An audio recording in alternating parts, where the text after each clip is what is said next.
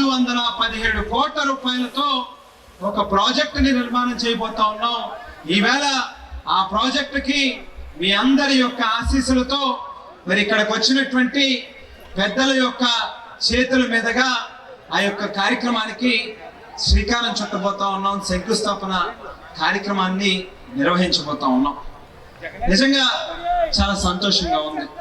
ఎందుకనంటే గతంలో ఈ నియోజకవర్గంలో అన్ని రకాల అభివృద్ధి కార్యక్రమాలు అన్ని శాఖలకి కలిపి చూస్తే కనీసం అంటే 28-29 కోట్ల రూపాయలు కూడా ఖర్చు చేయనటువంటి పరిస్థితులు ఉంటే ఈవేళ ఒక్క తాగునీటి కోసం 217 కోట్ల రూపాయలు వ్యయాన్ని మనం ఖర్చు పెట్టబోతా ఉన్నాం. బ్యాంకుల్లో ఉన్నటువంటి బంగారాన్ని తాకట్టు విడిపించి మీ ఇళ్ళకే పంపిస్తాను అని చెప్పడం జరిగింది.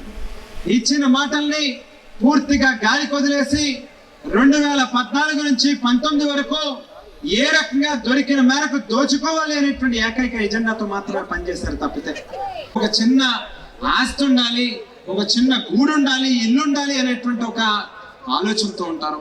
ఇవాళ ఆలోచనని ఆ ఆశని నిజం చేసి చూపిస్తూ ప్రతి ఒక్కరికి కూడా ఇల్లు ఉండాలి అనేటువంటి సంకల్పంతో 31,75,000 మందికి ఇళ్ల పట్టాలు ఇవ్వడం జరిగింది.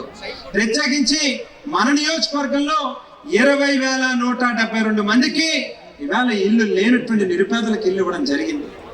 ఎందుకు ఇంతగా ఇన్ని పెద్ద కార్యక్రమాలు చేస్తా ఉన్నారనంటే ఎప్పుడైతే మహిళలు ఆనందంగా సంతోషంగా ఉంటారో అప్పుడు మాత్రమే మన రాష్ట్రం బాగుంటుంది అని చెప్పి నమ్మినటువంటి వ్యక్తిగా ఇవాళ జగన్మోహన్ రెడ్డి గారు ఇన్ని కార్యక్రమాలు చేపడతా ఉన్నారు. ఇన్ని రకాలుగా మీ తమ్ముడిగా మీ ఇంట్లో ఓ బిడ్డగా జగన్మోహన్ రెడ్డి గారు ఓ మహిళా పక్షపాతిగా ఇన్ని రకాలుగా మీ అందరి యొక్క మేలు కోసం ఈ ప్రభుత్వం పనిచేస్తుంది.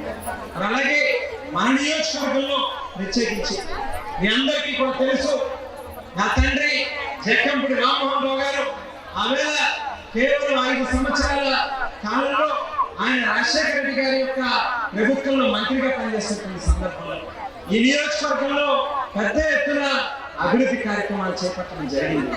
ఈవేళ కూడా ఏ గ్రామానికి వెళ్ళినా కూడా ఒక గుడి కట్టినా, లేకపోతే ఒక స్కూల్ కట్టినా, లేక ఒక సబ్ స్టేషన్ కట్టినా, ఒక